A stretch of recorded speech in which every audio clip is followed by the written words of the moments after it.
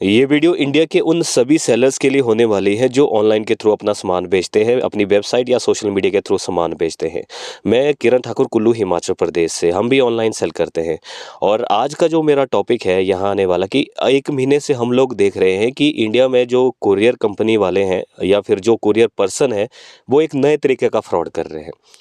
वो क्या कर रहे हैं कि यहाँ से जैसे हमारे से कोई सामान सीओडी में जाता है, कस्टमर सीओडी में ऑर्डर करता है। मान लीजिए 3000 का ऑर्डर हमने सीओडी पे कस्टमर को भेजा।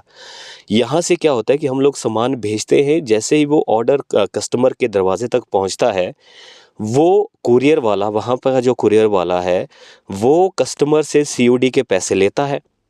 मान लो 3000 उसने कैश ले लिया। और ये फ्रॉड कैश में हो रहा है, ऐसे ऑनलाइन ट्रांसफ़र में नहीं हो रहा है, ये कैश में हो रहा है। उसने कैश में पेमेंट ले ली, 3000 रुपये कैश पेमेंट ले ली और सामान कस्टमर को दे दिया। लेकिन उसने क्या कर दिया कि कस्टमर को जैसे ही सामान दिया, उससे पहले उसने उसका जो लेवल है, जो हमारी वेबसाइट का जो हम लोगों ने उसको शिपिंग लेवल है, वो उसने निकाल के रख दिया था। बस सामान उसने दे दिया। कस्टमर भी खुश है कि उसने पैसे दे दिए और उसको सामान मिल गया। अब दिक्कत कहाँ पे आ रही है, फ्रॉड कहाँ पे कर रहे हैं कि वो पैसा वो अपनी जेब में डाल रहे हैं और जो शिपिंग का लेवल है वो किसी ऐरे गैरे कोई थर्ड पर्सन अपना यूज़ की हुई पुरानी चीज़ या फिर कोई भी चीज़ उठा के एक लिफाफे में पैक करेगा और फिर उस पैक जो लिफाफे है उसमें वो लेबल लगाएगा। और हम लोगों को ऑनलाइन उसने डन नहीं किया है कि मैंने डिलीवर कर दिया और कस्टमर ने पेमेंट कर दी है। उसने अपने सिस्टम में, अपने फ़ोन में वो अपडेट नहीं किया।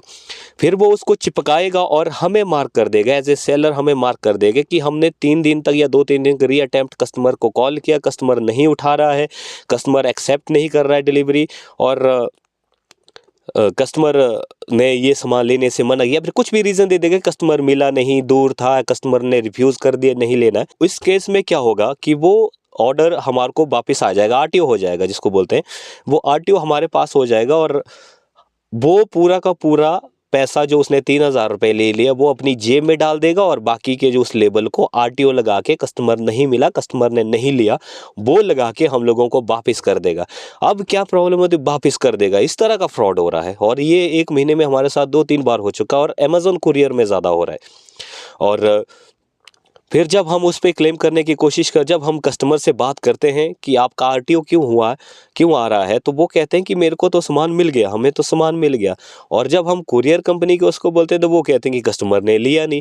जब इसको हम इन्वेस्टिगेशन में डालते हैं, आपको पता है कि ऑनलाइन जो अपनी वेबसाइट्स में कुरियर कंपनी के साथ लड़ना कितना मुश्किल होता है।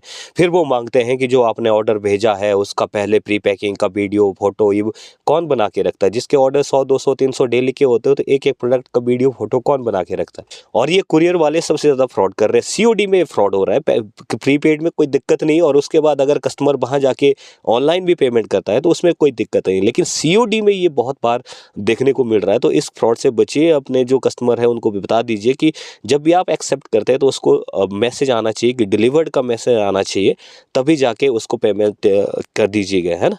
तो ये नए तरह का फ्रॉड है। अगर आपके साथ भी ऐसा हो रहा है तो इसके लिए आवाज़ उठाइए। बहुत बहुत धन्यवाद।